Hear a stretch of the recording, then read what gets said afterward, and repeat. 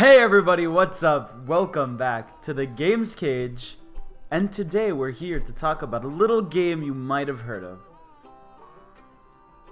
Red Dead Redemption 2. Redemption 2, it's here. The Yep. second Redemption. Yeah, it's been 2 weeks. It's been 2 weeks since Actually, the game. Yeah, a bit over 2 weeks. Yeah, yeah, Well, like 2 days over 2 weeks. 16 days. 16 days. Yeah. So yeah, we've played this game a lot. I think we've both played it over 50 hours, Yeah. right? We haven't finished the game. We're literally at the 50% story part. Yeah, we're essentially halfway through, so I think So we still have a lot to go. yeah, we still got a lot story-wise. to go, but I feel like this video is just a good way to kind of I think by this point we know what the game is. Yeah. We know what it is. Obviously, we're gonna have more impact narratively coming through and stuff, but we get the beats, we get the gameplay beats, we get how the world is. I think the focus here is more to talk about kind of the media and this game. Right. Because again, this game, I guess because Rockstar made it, obviously, Got a lot of eyes on it. everybody thought this would be the game, the baby Jesus of all time, Right. the Son of God. Right. The game that everybody has to play and that everybody will love. Right. And then it came out, and the reviews came out, and it had a 97. Yeah, it has a right? 97 on Metacritic. Up there with, obviously, the highest rated games. Yeah. And again, we're all thinking, okay, well, everybody will love this. Yeah. And then we kind of start watching podcasts, and we see, wait, at least on IGN, sections are kind of funny, or people like that. Right. They were kind of being negative. Right. And I think we were both and all kind of like stunned at the way they picked the game apart. Because they didn't finish the game yet. Right. And they were saying things like the controls suck in some ways, or they're horrible, Right. or they don't play well, or that they don't necessarily like the kind of the micromanagement of it being a Sims, a cowboy simulator. Right. And I think a lot of these issues didn't bother us. Right, Or no. they weren't even problems for us. Yeah, they're not issues we have. But I think it's important to note that like any big thing is always gonna have mass attacks because it's the big thing, right? But that's the point. I think it's just like we said last time for Zelda Breath of the Wild. Right. It had obviously a lot of criticisms. Right. Even though it had the praise it had. Yeah. But difference is we had people who were saying this is their favorite game of all course, time. yeah. This is the best Zelda game. And I think there were some less criticisms. Right. Well, this one I think the difference is because it's also multi-platform. Right. It's not just one console. Right. We really, really all thought this would be like it. And I think because for many of us it is. Yeah. As we'll talk about. Yeah, a lot of people do think it's like an incredible achievement in gaming. It's just I think it's just it sucks that we're playing the game and loving it so much, and then we have to hear negativity like that. Right. That's the issue. Right. And again, it's okay to criticize. Of course. And I think it's important to talk about it. And I think it's okay to criticize masterpieces because again, of course, as many outlets always say, a 10 isn't perfect. It means masterpiece. It means like it is a incredible fucking achievement in gaming. Exactly. That is a must play, right? Yeah. So, So I mean, let's kind of dive into it a little more on our part, right? So let's start with the story, the narrative going on here, right? So I'd say the strongest part of the game. Yeah. And there are a lot of strong parts in this game. I think this game, the narrative is the game. Like it's like the reason why there's not a big focus on the gameplay or like how the shooting feels and everything. Well, the gameplay is just every Rockstar game. Yeah, exactly. It's which is fine. It works fine. If you've played any Rockstar game since 2000, 2003, you know what. Yeah, again, I would say this is the one that feels the heaviest when you're kind of controlling, but in a good way. Right, exactly. It feels again realistic. It feels like, I think in a really silly way, the way that we feel heavy walking, it kind of shows you that, it kind of gives you the weight of everything you do. Yeah. If you know what I mean. Yeah, I get it. Like it feels like everything matters. Yeah. And not just because of the weight literally, but just because everything is almost made harder. Right. For you to be more into it. Yeah, exactly. It's hard to explain. It's a weird, but it's genius. Yeah, it's a weird feeling. It's brilliant. I think if you love the game, you appreciate it more. Like exactly. It grows on you too. I've been trained now. It's like, oh, I haven't eaten in a while. Yeah. Let me eat something, right? Or oh, my horse is hungry. Let me feed it a bit. Oh, I should check on my camp. I should explore. The game doesn't tell you any of these things. No, it tells you at the beginning some things, but not everything. Yeah, I just mean throughout the game. It's like it doesn't really tell you to explore and do things. It's like you kind of just do that because there's a mental thing the game's doing to you, making you want to do that. Again, this game alongside Breath of the Wild and Metal Gear 5, it's a game that just treats you really smart. Yeah. Like the game and developers, I guess, they want to believe that you're smart enough to figure it out. With some directions. Right. And they're right. I mean, look what happens with those games. Yeah, exactly. They're all masterpieces. They're the masterpieces. obviously they have a lot of things about them that are different from each other. They trust the gamer. But in the end, they trust the gamer, and I think we feel better while playing it even. And it's just, I mean, speaking on the narrative, it's like, so the story of this game, obviously, as you've seen, follows Arthur Morgan with Dutch's gang, which is a prequel to Red Dead. I mean, you guys probably know this if you're watching a review, and this narrative is super strong because it's kind of about the... And we're not even at the actual crazy part. Yeah, we're not at the... Technically. Like, we're not even at the... Right, exactly. Yeah, the come up. Yeah, I mean, as in, this is sort of a tale of how these characters are starting to get screwed over because society is beginning. Well, again, Red Dead Redemption 1, right? The whole idea is that what's his name? John Marston is by himself. Yeah. We knew he was part of a gang. Yeah. But we don't really know what happened. Exactly. So now we're finding out what happened and how these guys are all gonna, and girls are all gonna separate. Yeah, and in Red Dead 1, society kind of began. Right, yeah. This is where society's starting. Yeah. So this gang is facing so many problems because now there are laws being enforced. There's the law chasing They don't them. like it. They don't like it, right?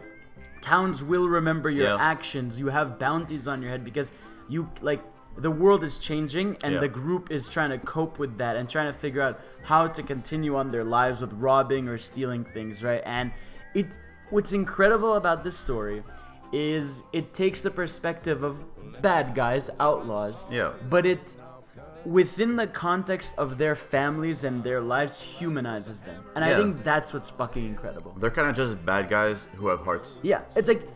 They're not evil. It's like they're bad guys. Like when you do a bank heist and you shove someone out a door and you're sticking your guns out. They're not right? good guys in any way.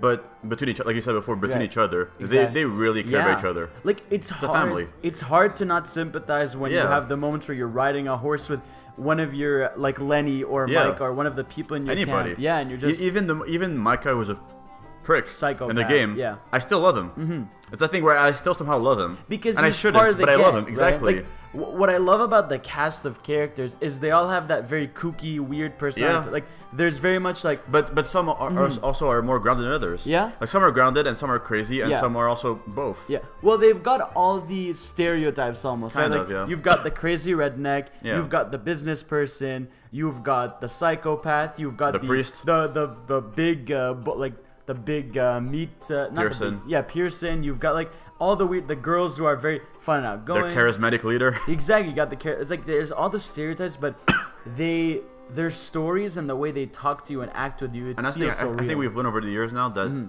some of the best games out there, and even movies and shows, the best stories come from the characters. Right. Because in this game, it's really clear the characters tell the story. Yes. Like how often are we just riding with somebody, like a random person in a group, you know, whether it's Micah or Pearson, whoever, or Bill, and there is more story in that little ride and more emotion than in most games. That's just crazy. To me, it feels real. Like way too real. In a good way. In real life, if you're riding in a horse with your gang, obviously they're not talking 24/7, but you're talking to your friends, right? Here it's not forced. No. Like they don't do it too much. It's a perfect balance. But it's like it makes sense that they're talking. Yeah. Whereas a lot of times in an open world game, right, when you've got your party following you, you're like partying is, you're not talking, and that feels weird, right? But we're used to that in video games of like, oh, it makes sense they're not gonna talk this whole time I'm going. And there. I've noticed also in some games that do try this, it's awkward. Right. And I feel like here, because again of the voice acting and the acting and the writing, it just all fits. Right. And that's why in a good way, that's why you have times where you're alone, right? Because when you're alone, that's when you, like, Arthur Morgan doesn't talk to himself, really. And we know why. He has a journal. Yeah. He has a journal, which I would argue is one of the best parts of the game. It's very unique. You know, if you're playing the game, read his journal. Right. Exactly. It gives a lot of insight. Again, the journal in a really silly way. No game has this, which is so simple, right? Again, some games have journals. Yes, they have journals, but I think here, because Arthur Morgan is somebody who he wouldn't say those things out loud. Yeah, because he's a very like quiet, self-contained character. His journal has his more like emotional. Yeah, like he might say a thing or two out loud, but then in a journal you're like, wow, this is like he has emotions. Yeah. He just won't say them, which is, I think it makes sense. Like it's fitting. Right. Again, it could have been this thing, you know, where they force him to say it out loud. But he's not. Right. He's not even reading it. Yeah, exactly. It's just the way they handle the narrative, the story, the characters just feels real and genuine. Yeah. Whether it's side missions that are really fucking weird and crazy, like side missions are where you meet like the weirdest. And I love it. It almost feels a bit like Zelda, where it's just cuckoo. Yeah, exactly. Where you meet someone and you're just like, what's wrong with you? They're so cool. Yeah. Like they're just really cool stories, and you do fun stuff with them. But they're ridiculous. They're silly. It's not that serious. Yeah. Yeah. Yes, I mean when you like But also the story itself. Yeah, the story itself. You know, obviously we're not even at the end yet. We're halfway through. Right. But between the characters telling the story and everything, even the story itself, like the plot of the idea of we're being chased by these guys, we're trying to escape, we're trying to find this haven. Right. And I think even though we're curious to see how this ends and how this concludes, we're just enjoying the ride. Yeah. And it's like what enhances the story is, I mean, moving on, the visuals, right? Yeah. The world looks unfucking believable. The open world itself, yeah.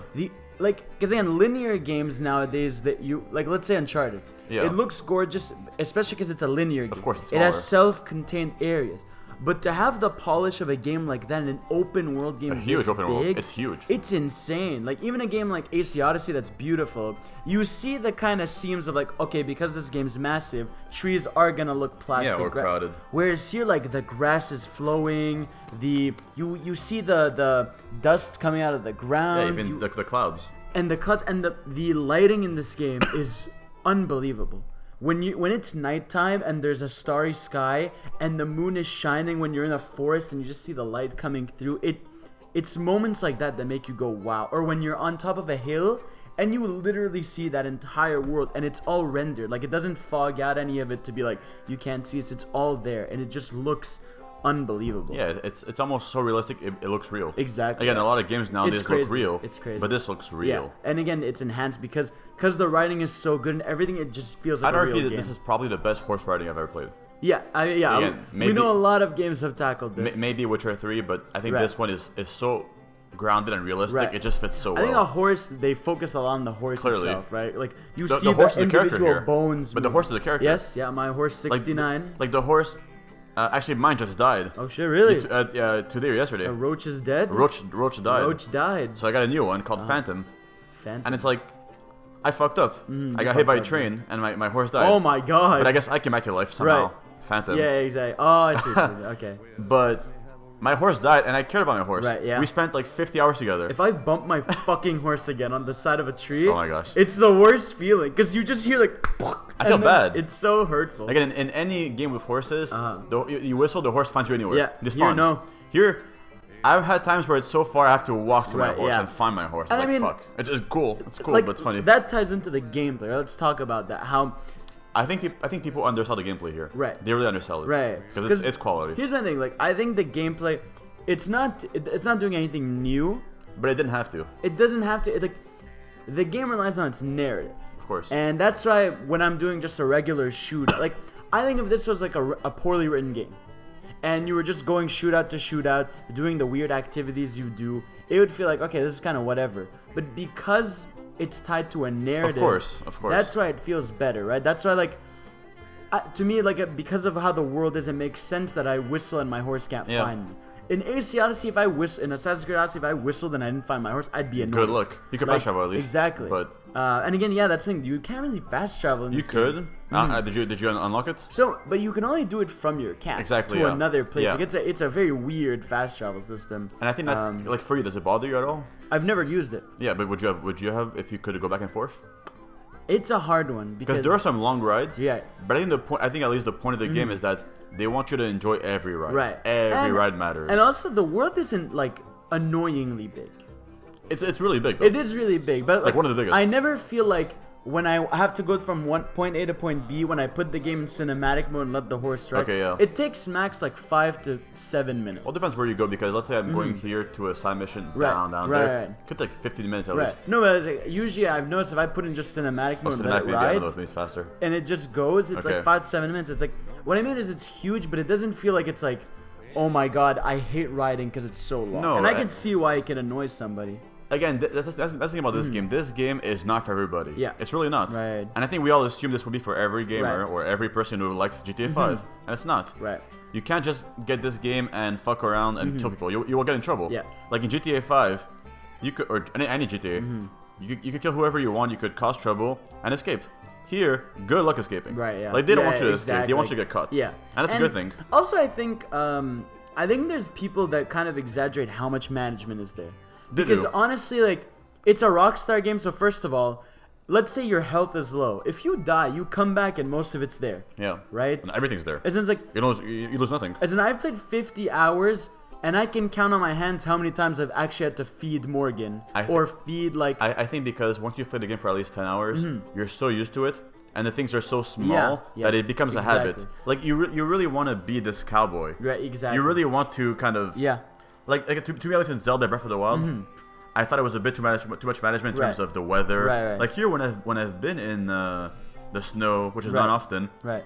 I've never died out of freezing. No. It's never happened. No. In Zelda, I've died a million times from being next to the fire or the snow. Yeah.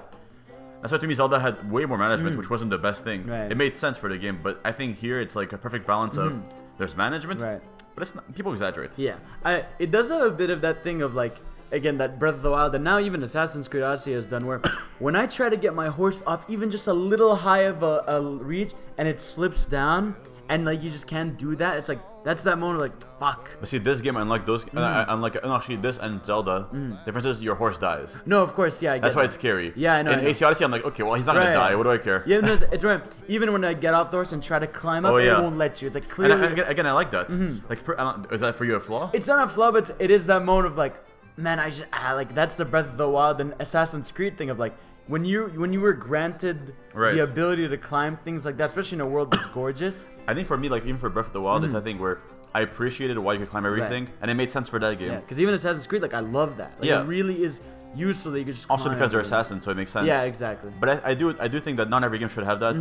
Like I do like that games like Horizon Zero Dawn and now I guess what's it called? Right. Red Dead 2. You know, you can't just climb everything. I think because it would Horizon break the was world. Before. Yeah, but I don't know if it would necessarily work. Right. I think because it also is a thing of, I guess in real life you can't climb everything. Yeah, I know, of course. But, that's like, this game's realistic. I think it varies game by game. That's what I'm saying. Yeah, it's like they could have obviously like given him like a rock climbing tool or something. Like let's say in Witcher, it wouldn't make sense. Right, no, exactly. But in AC Syndicate, because you have the hook, it makes sense. Yeah, exactly. You know.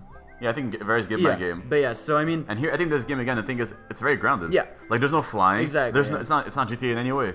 There's no upgrade system really. Which I like again, as someone who loves RPGs. I'm glad it's on RPG. Yeah, exactly. I'm glad it's just an action-adventure game that you could play and not worry about this management, this leveling up. I think that's what I love about this game. It's like, because I don't have to... I never sit there and be like, okay, I have to go on a level up spree. Yeah. I have to worry about that. Or a grinding spree. All I'm doing is missions. Like, all it comes down to is I want to find narratives. Or enjoying the world. Exactly. Because in the world, this open world is brilliant. Yeah. One of the best. Like, you'll just walk around, you'll see a random town or like a little city or something 57 hours in now. I still find people in the world that just stop me randomly and say, "Hey, help me." Howdy, or, hey, mister. This is going on. Hey there, mister.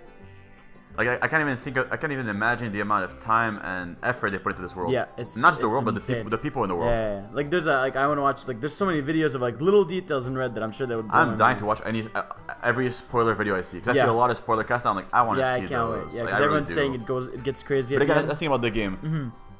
Again, we're it's been 2 weeks and we're halfway through the story. Yeah. 50 something hours in. Right. I think we're both in the camp of we don't want it to see it end. Yeah. I think as one we know we won't get a Red Dead 3 until forever. 10 years or less, maybe. Who knows? 8 years at least, 7 years. But I think we love these people so much, and we know shit is going down. Exactly. Like we know people will die. We know people will separate. Yeah, because the story is ultimately about like a downfall. We know people like this can exist.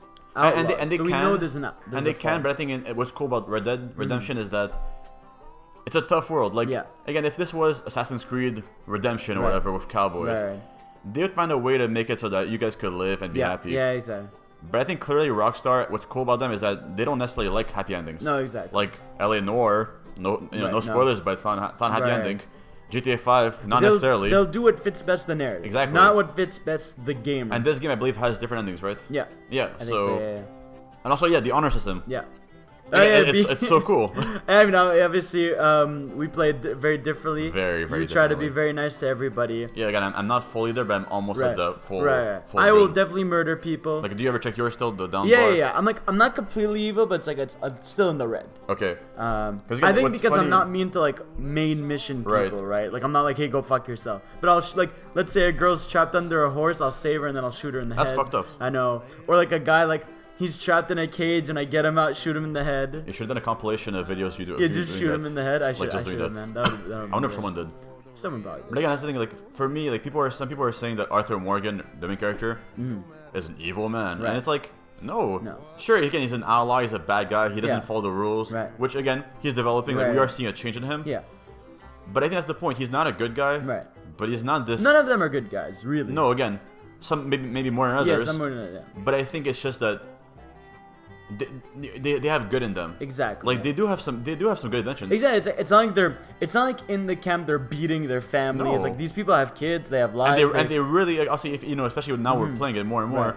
They really, really care about each other. Exactly. Like you see them celebrate like even together. when Pearson and Bill fought, it's like they still love each other. Exactly. Yeah. It's like it's crazy. Yeah, and even your main camp in the game, it's amazing just seeing how. So it's its own little world. Yeah.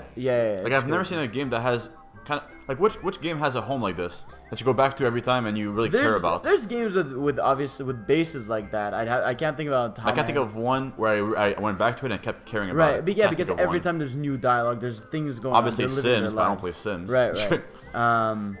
But yeah, no, it's just overall the game is just it's a fantastic treat from narrative to world. Again, where it's basic in gameplay, it makes up for it in just the narrative it gives you. What's funny is that the story is very simple. Yeah.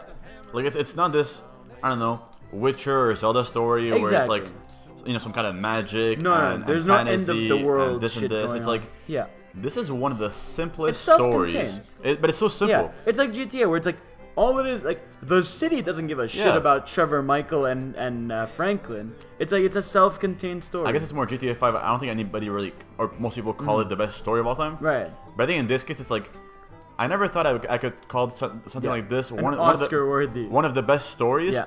But it's so simple. Exactly. Like usually we think of the best things in terms of complicated or complex. Like we think of the best movies as which ones are more complex, deep. Here it's like it's deep as hell. Yeah. But it's so simple. I can't explain it. Those are the best stories where it takes something simple and adds depth. Yeah, it expands it. Right. Like let's say like Avengers: Infinity War. It's about the world ending. Oh yeah. But it's the nuance and detail and everything that comes with it. and team ups. Exactly. That's what builds and makes it fun. Because in this game, you could, if you wanted to, at least on your own time, you could not talk to most members. Right. Like often you have side missions with them that you don't have to do. Exactly. Which aren't even missions. It feels just natural. Like, natural dialogue, natural. Like I could have easily not hung out with Lenny or this person. I could have avoided. Right. Also, the game has a lot of optional story missions. Yeah.